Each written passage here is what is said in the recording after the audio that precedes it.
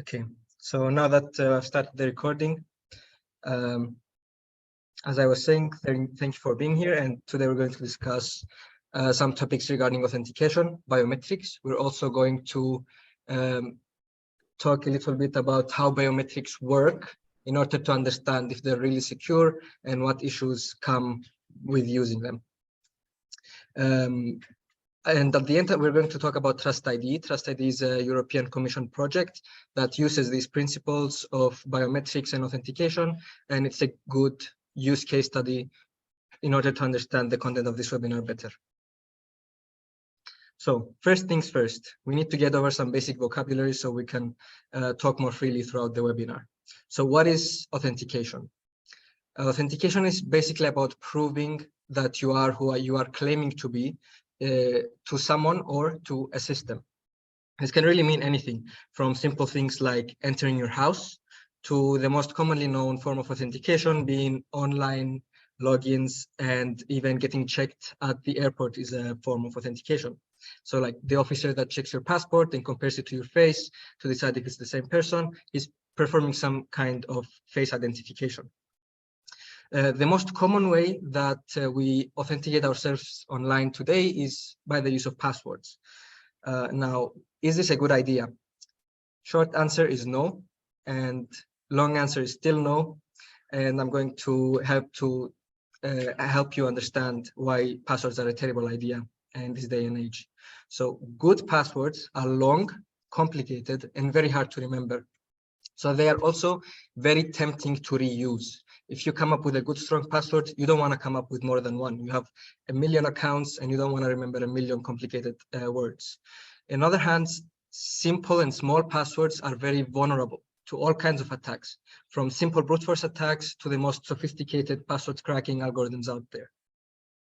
So just to put this password problem into context, 20 to 50% of all help desk calls are related to password resets. Imagine having employees that spend half their time helping people change their password because they forgot their password. 39 to 50% of people reuse personal or business passwords for workplace accounts. This means that if you're not very careful with your I don't know, Facebook password and you give it to your friend, then you're also putting your business at risk because you're reusing your passwords. And more than 80% of breaches involved weak or stolen credentials. This is how bad we are at having secure passwords and at keeping them secret and actually using passwords the way they were intended. Okay, then I'm sure at least one of you is saying, what if I use really strong passwords and I have an amazing brain and I will remember all my passwords and I will use them the correct way? Well, introducing phishing attacks. Phishing attacks are one of the most common and most effective attacks on passwords today. Put simply, it's when someone pretends to be someone else through email or through an SMS in order to trick you into giving them your credentials. Many of you probably have gotten an SMS message from either your bank or from DHL is a very popular one in Cyprus, where they are telling you that your delivery is delayed, please log in to choose a new pickup time. And this is how they trick you and get your credentials. I ran a phishing attack experiment with eye tracking here at the university, and some of you here today also participated in that. And I found that even technically capable people that know about phishing attacks are still vulnerable. Half the people that participated in the experiment got tricked into giving up their credentials. So yeah, you only need one good sophisticated phishing attack in order to lose your account. Okay, you get it. Passwords are a problem. So what else can someone do? The main authentication methods fall into three categories: something you know, something you have, and something you are. Something you know is your passwords. Something you have can be the key to your house, or maybe your mobile device, or maybe a USB stick. We are going to look at some use cases for USB sticks in a bit. And something you are refers to your biometrics and to your behavior. So the shape of your face, the shape of your fingerprint, even maybe your voice are part of biometrics. There are different ways that users can authenticate themselves, and some of them are better than others. You can see on screen that I have some examples of what is good and what's bad. Passwords are just the worst, and I hope that's clear by now. However, you can improve them a little bit by complementing them with either an SMS or a voice call. And even better, you can use an authenticator app, software tokens, or hardware tokens. We're going to discuss these later as well. So one interesting thing that this slide has is that I have a password and an authenticator app as worse than just the authenticator app. Can anyone guess? I mean, common sense says that it would be more secure to have two, so multi-factor authentication, more than one factor in order to authenticate yourself. But why is it better to go passwordless? Yeah.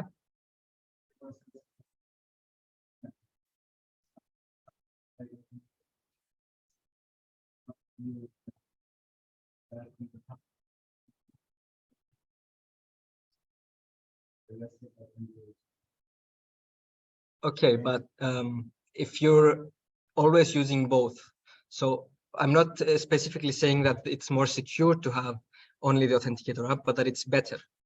Yeah.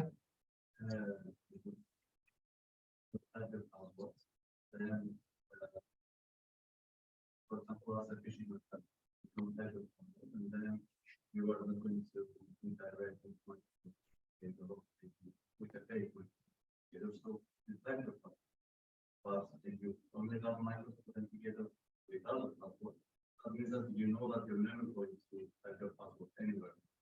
Okay, yes. So these are very good points that both of you have made. But also another thing that we look at when we're trying to secure an account is usability. So you don't want to put too much effort into logging into your account. Most of you here are University of Cyprus students, and I'm sure that recently, in order to log into Blackboard, you had to tap your password and then get the Authenticator app and use that as well. So that's not very convenient for the user. So that's why we have passwords plus two-factor authentication as high security, but very inconvenient. Passwordless authentication is just as secure or just a little bit more secure because of the reasons that you guys mentioned, but it's way more convenient. And passwords, of course, are very convenient, but they're very low security. So can anyone guess what belongs here? So this is a form of authentication that we do use today in some contexts that is very inconvenient and not secure at all. Does anything come to mind? Yeah. Yes. So in what context would someone ask you for your ID number in order to verify your identity?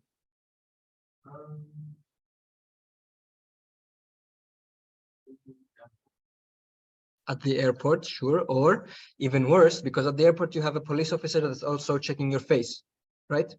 And he has a photo of you on the passport, and then he has you in front of them and he compares. So that's a bit more than just your ID number. But if any one of you ever tried to call their internet provider and change something about their settings or learn something about their device, usually they just ask you a few questions like your ID number, your date of birth, your name, and they're like, okay, I have verified you. So this is very inconvenient because callers consume their time and employees just have to do this process with every single call, and it's not secure at all. I very frequently pretend to be my own mother in order to change the settings of our internet provider. So yeah, maybe a better way to validate through calls is voice recognition. That we're going to talk a bit more about biometric specifically later today. Okay, so we have the security, the usability, and the availability that we look at when we're trying to choose an authentication method. Let's look at two specific examples that are easier to understand. You can see that SMS is medium security, where passwords are low security. Because, of course, for the SMS, you also need to have your device. It's way easier to know that your device, your phone is missing than that someone knows your password. For usability, they are both very convenient, and for availability, SMS messages are a little less available because you may not have your phone on you all the time, but the password is in your brain, you should know it.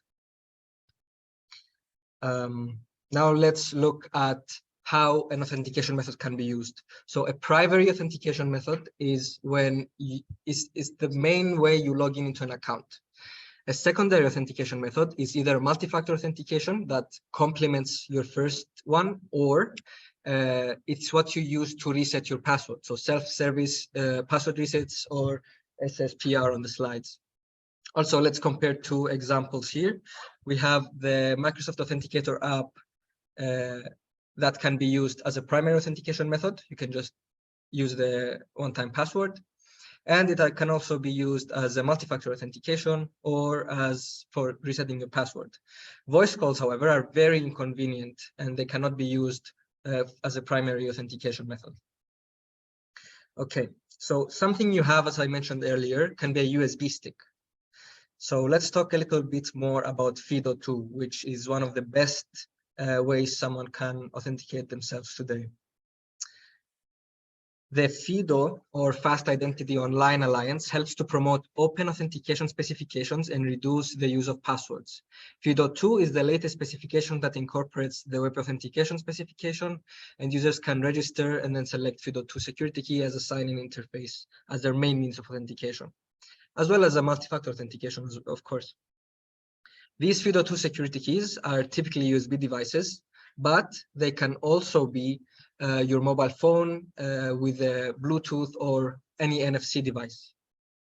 So they're a great option for enterprises who are very security sensitive or have scenarios or employees who are not willing to use their phone. So put simply, it's a USB stick with the purpose of identifying you. And usually they also come with a biometric sensor, like a fingerprint scanner, where you can plug your USB device into your computer and then show something you have, and then use your fingerprints so something you are, and you already have very convenient and very secure multi-factor authentication. Now, probably none of you have used this. It's not a very popular authentication method unless you're working in a field that really requires it. But what you have used is authenticator apps and auth tokens. So basically, let's try to understand the authenticator app and how they work. The first thing you might get is a push notification, which is just like an SMS message with a number that you enter in the website that you're trying to log into. The second thing is a 6-digit number that changes every 30 seconds that you input into your device. So let's try to understand how they work and the difference between them and why they are a great idea. So why, if the one-time passwords work just like an SMS does. So you log in, you get the notification, you put the number in your device and you log in. Why is it more secure than an SMS message? Can anyone guess?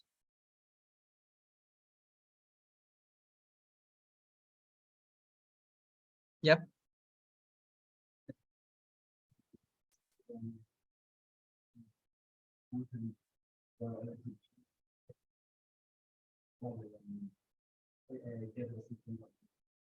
Yes, okay, so this is one scenario that an SMS message can be breached.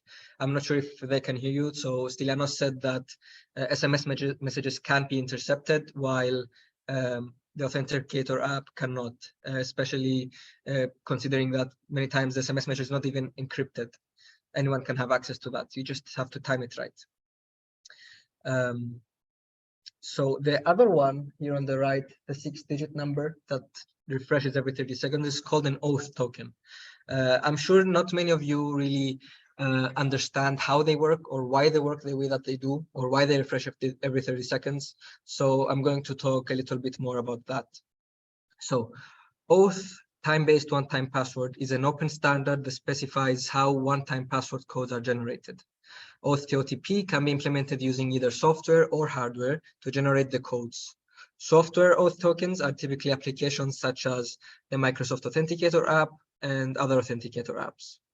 In case of the Microsoft Authenticator app, Azure Active Directory generates the secret key or seed that's input into the app and used to generate each OTP. So put simply, there's this code that's the seed that's generated either via software or hardware, and the rest of the codes are based on that. So you don't need internet connection in order to get that code, unlike the push notification on the left, where you need internet connection, and it can be very inconvenient in some cases. Auth tokens do not, so they work all the time. The Authenticator app generates codes when set up to do push notifications, so a user has a backup even if their device doesn't have connectivity. Third-party applications that use auth tokens generate codes can also be used. In other words, the benefits of using the auth token is that you don't need an internet connection, as I said. Okay. Now, let's discuss biometrics a bit more in depth. As you may have noticed, they are not present in the tables that I showed earlier in terms of security and usability, because I wanted to take the time and discuss biometrics a bit separately and how they actually work.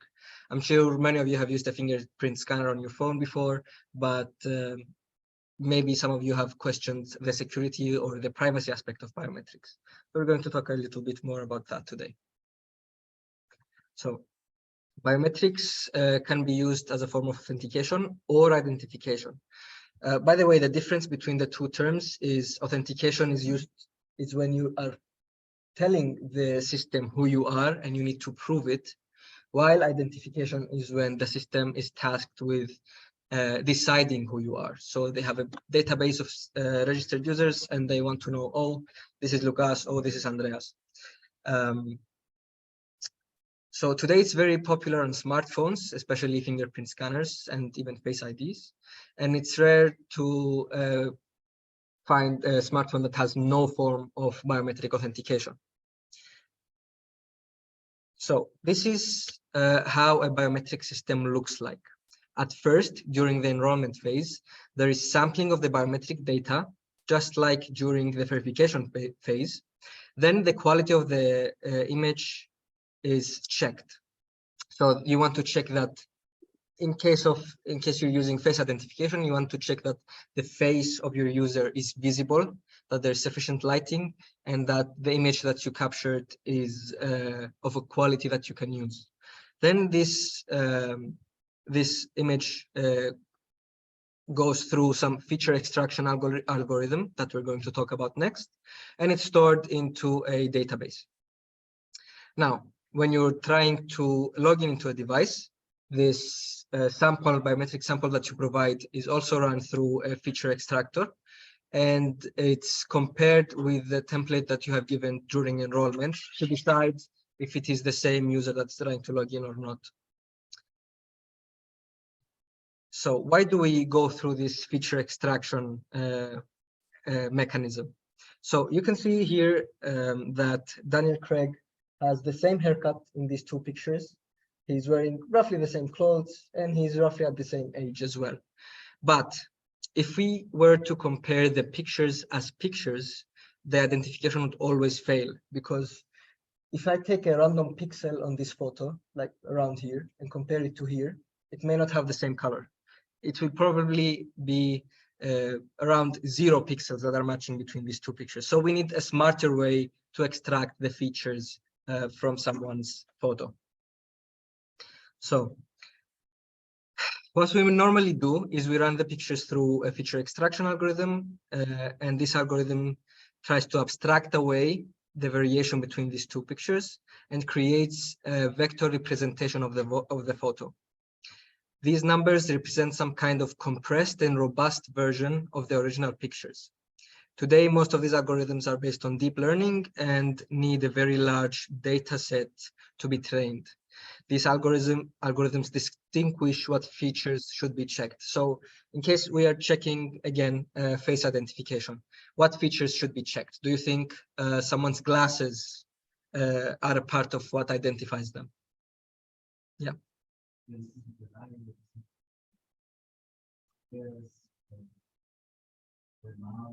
Mm-hmm.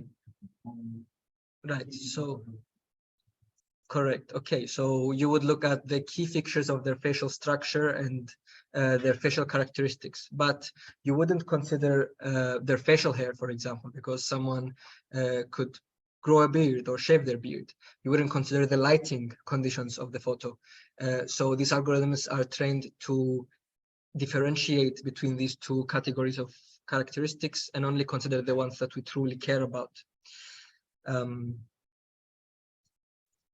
After we have these vectors, now you can see that even though it was the same person, we don't have the exact same values here. So you can see that the numbers are similar. So we have 102 to 104, 51 to 56, but they are not the exact same. You will never produce the same numbers, even if you run the exact same picture through the algorithm. So what we do is we calculate the distance between these two vectors, and we try to see if it belongs to the same person. So in other words, if you have two different people and you run their picture through an algorithm that extracts features and creates this vector, you will have two very different numbers. If you run two pictures of the same person, you'd have similar numbers. So there's this kind of threshold, this point where you decide, okay, if the difference is more than this number, then it's not the same person. If it's less, then it's the same. Deciding this threshold is very important. We're going to talk about accuracy next, and it's going to be very clear why you need to have a good balanced threshold. So yeah, since this webinar is focused on security, we want to take a look at the accuracy of these biometric systems. With these comparisons, we mainly have two types of errors: false accept and false reject. False accept is when you have two people and the system confuses them for one person and they go through the authentication method without any problems. So this is obviously a very huge security risk. Imagine someone being able to just impersonate you and log into your accounts while not having the same face as you. The other problem is false reject. So mistaking two pictures of the same person as pictures of a different person. Now, of course, this is not convenient at all. You don't want to have 4 or 5 attempts to log into your device. You don't want it to fail and go to a fallback mechanism, but it's also a security risk. So this is why you can't have a very high threshold, because if you keep rejecting the person while they are truly who they are claiming to be, you're going to have a security problem. Why do you think it's a security problem to require your user to have multiple attempts? Yep.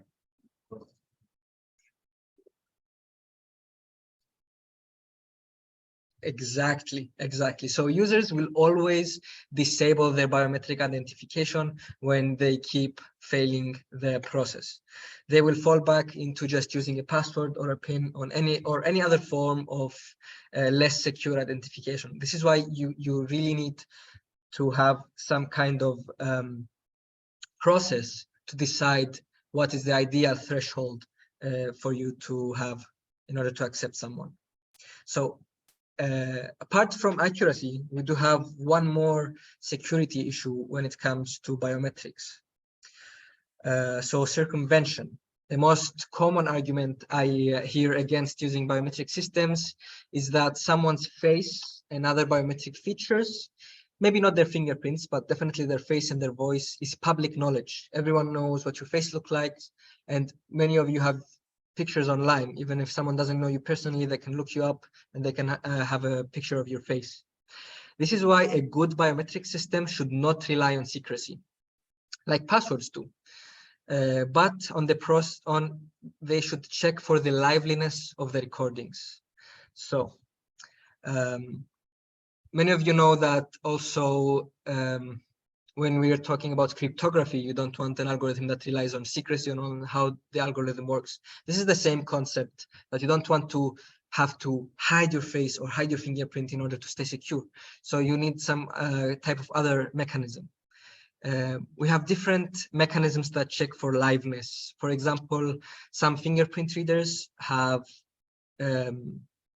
measured the blood flow under the skin.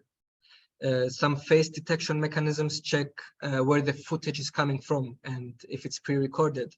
And on iPhones, they have 3D sensors to get a 3D information about your face. Of course, there are also mathematical formulas and laws that help you decide whether the recording you're getting is live or pre-recorded. I know one at the top of my head. I think Benford's law is used for this, and it's used to know if the footage you're getting is actually coming right now through a camera. So how is 3D, how are 3D models of face more secure than a 2D model? Simply the amount of data alone, having things like depth and shadows, makes the system more accurate. So more data, more accuracy. Face ID matches against depth information, which isn't found in print or 2D digital photographs. It's designed to protect against spoofing by masks or other techniques through the use of sophisticated anti-spoofing neural networks. Crafting a 3D model is way harder than having a photo of someone. And even if you do go through the effort of scanning someone's head and their shape and then putting it through a 3D printer and printing an actual replica of their facial structure, it wouldn't work, because Face ID recognizes if your eyes are open and if your attention is directed through your device. This is to prevent someone from using your a 3D printed model or just scanning you while you're asleep. So yeah, I hope it's a little bit more clear why a biometric identification is secure and what we should consider when we talk about the security. The other issue that we are going to discuss today is privacy of biometrics. So a few seconds ago, I said that you should not rely on keeping your face secret in order to stay secure. So why do we care about privacy? Why do I care if my facial data and if my photo is stored and handled with care and in a privacy preserving way? Can someone guess? Yeah.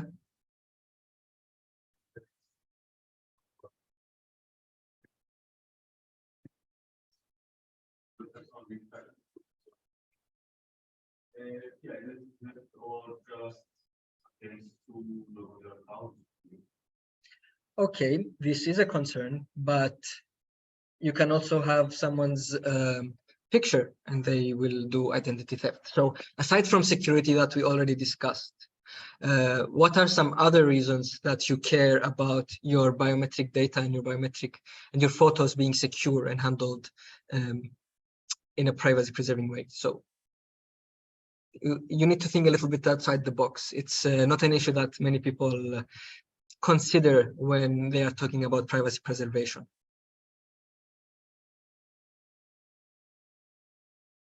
Okay, so when I try to log into a software, I do it by providing my face. I lose something, right? I lose the ability to have a pseudonym or a fake username or an extra email that I did not want to share with the service. So you lose anonymity. I'm sure I don't have to explain why biometric data is sensitive information in general. However, this anonymizing is the second reason you need to care about your privacy. When you're logging into a website using your biometrics, the website already knows who you are, even if you use a username that's different from your name. It would be trivial for these companies to track you. So if I'm a big tech company and I provide logging in with biometrics, I can just compare the actual biometrics, so the vectors, not even if you don't keep the face of someone or their photos, and you have these vectors that are not really privacy invading. You don't really care if they have these vectors on you. It's not your face, but they can compare it with what you use to log in into another service and know that this is the same user. So if you're not anonymous on all the services that use biometric data, you lose this anonymity. So tracking is already a huge problem, and it would not be a good idea now that we know about it and we're trying to prevent it to just ignore it and say, oh, I don't care about my face, I don't care about my voice. Yeah. But that's not true. Fingerprints. Okay, so Christopheros here said that this is not true if you use another type of biometric data in order to log in. So how many biometric features do you think you have that are easy to scan in order to verify you? Okay, I can think of a bit more. Maybe your face, your iris, your fingerprint, your voice, your behavioral, the way you use you move your mouse. There's a few types of biometrics, but they're finite. They're definitely less than the amount of accounts you have. So if you're going to use your fingerprint to log into this one specific website that you want to stay anonymous for, you already used up this biometric. So this is not a viable solution. A way better solution is to have actual architectures and actual methods that prevent this from being a problem. Of course, there are also plenty of regulations as well that try to protect users from this problem. For us in the EU, we have the GDPR, or the General Data Protection Regulations, that have some strict rules about biometric data that are separate from all the other data that it's trying to protect. For example, you cannot just decide to collect biometric data if you don't have a reasonable worry that you need to have this level of security. You need to have an actual reason. You can't just ask for biometric data for an application that, I don't know, maybe doesn't have any of your information, just use to get some information, like Wikipedia, for example. It also states that people should give explicit, specific consent for the biometric data to be collected. So before I try to identify you or register your biometric data, I should tell you what I'm going to do, and you should explicitly tell me that this is okay and that you are okay with this.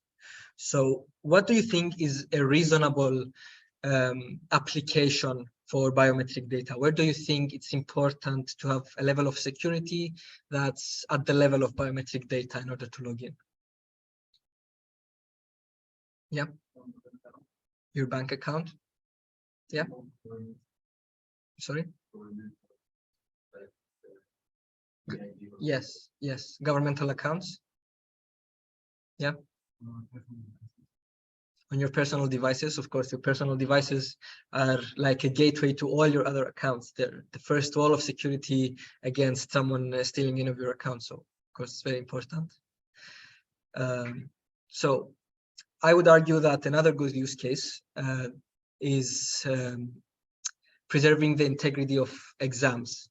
So this is why we're going to talk about TRUSTID as an example of how biometrics are used to identify students. So what the issue that we wanted to solve is that, I'm going to talk a bit more in detail now, but just so you have a general idea, TRUSTID is a project that's trying to solve the problem of students not doing their exams in a fair way that preserves their integrity. Just a minute.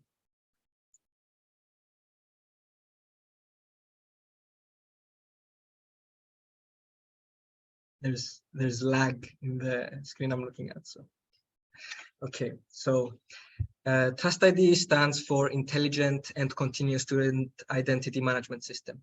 And we've been working on this project with the University of Patras, the University of Cyprus, the Institute of Systems and Robotics at the University of Coimbra, and Cognitive UX. As you already know, when COVID hit, higher education institutions have seen a significant shift towards online learning and online assessment activities. Most exams had to be taken online, which highlighted various challenges that these remote activities face. Challenges that mainly have to do with the perceived integrity of these exams. So you didn't want people to question whether your degree is just as valid as someone that didn't have any online exams. Most institutions had to adapt quickly to the tools available to them already. The most common approach to online examinations was having a simple authentication system like a username or password login, which you already know why is a bad idea. Then having a professor manually monitor the students during their exam. So this is a problem of convenience. Most of the time, the professor also had to individually identify each student one by one through their webcam before the exam starts. I'm sure if you've lived it, I'm sure you know how bad it is when it comes to delaying your exams. Today, we present the design and development of TRUSTID. It's a framework bootstrapped to higher education institution context that will consist of state-of-the-art intelligent image, voice, and interaction data processing methods. The suggested solution is currently being evaluated by the European Commission as part of the Erasmus Plus 2020 and in specifically the call strategic partnerships in response to the COVID-19 situation. To build a better system for these exams, first we had to better understand the needs of our users. So to thoroughly investigate these needs, we followed a three-phase approach. In the first phase, the project partners conducted the needs analysis by interviewing 31 stakeholders from the 3 participating institutions. The participants were asked about how they perceived the credibility of a critical academic activity during the COVID-19 period. The results in the identification of threat scenarios and malicious activities of students during critical academic activities. So in the second phase, we selected 7 stakeholders randomly, and we asked them to verify the findings of the first phase and also to rank these threat scenarios in terms of likelihood and severity. In the final phase, the project partners identified and elaborated countermeasures and proposed features that the framework could implement to address these scenarios. The analysis of these interviews allowed TRUSTID project partners to identify the most common and possible threats, as well as countermeasures to fight these threats. The identified threats have been further classified into 4 types. One that might occur during the examination, the enrollment process, and 3 that can occur during the online assessment. The architecture of TRUSTID server-side web API is shown in the figure on screen. The server-side web API is implemented as Django application in Python 3.7.4 using the Django REST framework, which is an open source Python and Django library intended for building web APIs. I will keep it brief for the technical stuff, but I know many of you are computer science students, so I wanted to go through these very quickly. The image-based processing in the proposed system has been developed in Python, and it consists of 2 main elements: face detection and face recognition. For face detection, a linear detector combined with a histogram of oriented gradients-based features and pyramidal image search was used to detect faces. This module was developed using dlib, a C++ and Python open source toolkit that contains several machine learning algorithms. Face recognition is ensured using a deep convolutional neural network pre-trained in the visual geometry group face dataset. For the implementation of voice biometrics, TRUSTID, we wanted to solve the simple question of whether the speaker is who they claim to be. This is why a simple comparison of a registered voice sample to the one being verified was sufficient. We did not need to identify the speaker, but simply to verify their identity.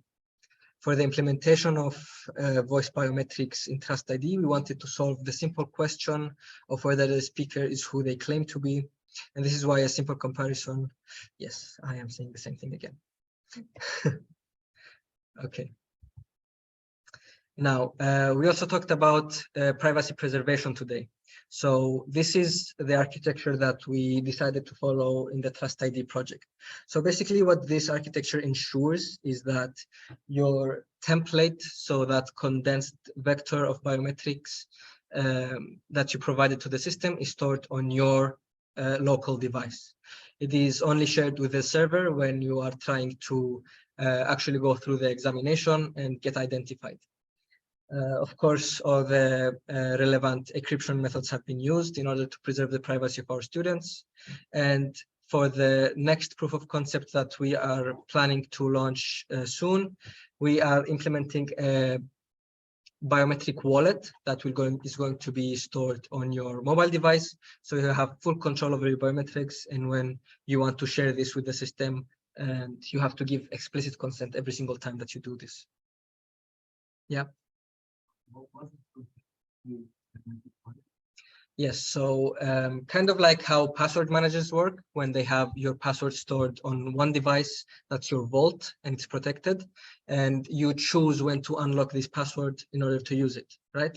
So we are trying to implement something similar we call it a biometric wallet. So you're going to have a mobile application that has all your biometric data there instead of the server, and you decide when to share it with the system in order to get verified.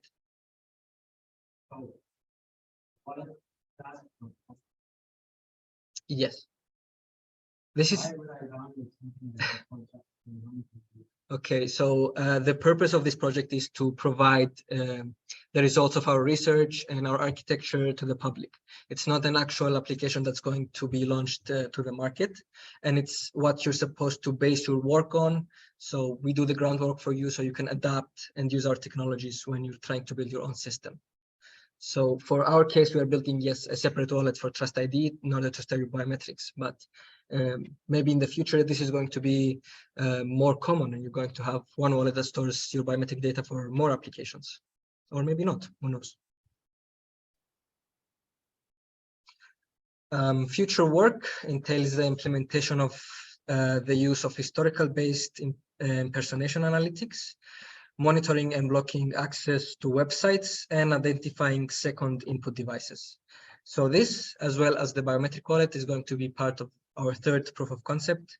We've already launched our first two proof of concepts, and they've been tested through various user studies where users had the opportunity to use our system and give us their feedback, and we were able to evaluate the effectiveness of the features that we've already implemented. So this is all I had to tell you about TRUSTID. If anyone is interested in the project more, I have some QR codes on screen for the website and our social media. And if someone wants me to send them the link later, of course, feel free to ask for it. So yeah, this actually also concludes our webinar for today. I hope you learned, if you're already familiar with the topics, at least you learned something new, even if it's a minor detail about how something works. If you're new to the topic, I hope I inspired some interest in authentication and biometrics, and I hope I gave an adequate introduction to the topic. So thank you again to everyone for attending. Thank you for our online attendance and for the people that came in person.